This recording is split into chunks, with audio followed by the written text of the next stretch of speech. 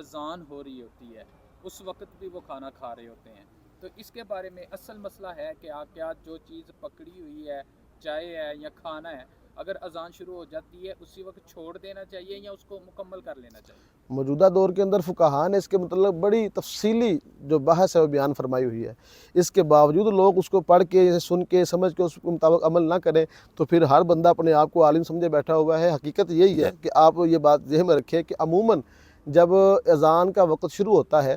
تو اس کے بعد اذان دی جاتی ہے۔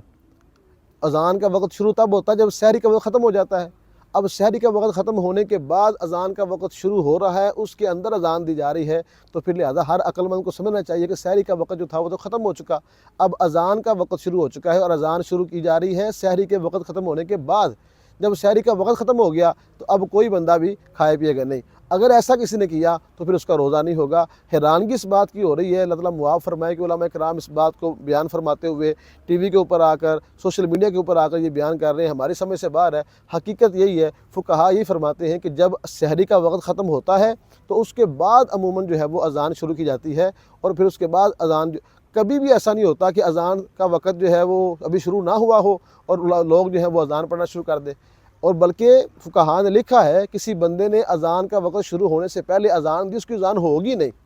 تو جب اتنی احتیاط کے ساتھ بیان، کیلنڈر وغیرہ چھپے ہوئے ہیں، ہر چیز بیان کی جاتی ہے، پھر اس کے بعد کوئی بندہ کہے کہ اذان ہوتے بھی کھا سکتے ہیں تو پھر اس کا روزہ نہیں ہوگا، اور نہ یہ ہماری سمجھ میں بات ہی آتی ہے۔ اچھا، ابھی آپ نے سوشل میڈیا کی بات اسی حوالے سے کی، تو ایک جو روایت ہے سوشل میڈیا پر علماء کرام وہ یہ کہہ رہے ہیں کہ حضرت بلال نے شاید اذان دی تھی، حضور پاک صلی اللہ علیہ وسلم کچھ کھا رہے تھے اور اس سے یہ ثابت ہوا کہ سحری کے آپ جو چیز کھا رہے ہیں وہ مکمل کر لینی چاہیے۔ دیکھیں اس کے اندر دو چیزیں آپ کو سمجھنا چاہیے کہ نبی پاک صلی اللہ علیہ وسلم کے دور مبارک میں دو اذان ہوا کرتی تھی، ایک سحری کی اذان اور ایک فجر کی اذان۔ بلال حبشی رضی اللہ تعالیٰ عنہ جو اذان پڑھا کرتے تھے وہ سحری کی اذان تھی، اور عبداللہ ابن ام مکتوم جو اذان پڑھتے تھے وہ فجر کی اذان تھی۔ دیکھنا یہ ہے کہ فجر کی اذان ہو رہی تھی تب رسول پاک کھا رہے تھے، یا سحری کی اذان جب ہو رہی تھی تب رسول پاک کھا رہے تھے۔ وہ جو روایت پیش کرتے ہیں وہ سحری کی اذان کے متعلق ہے، نہ کہ فجر کی اذان کے متعلق۔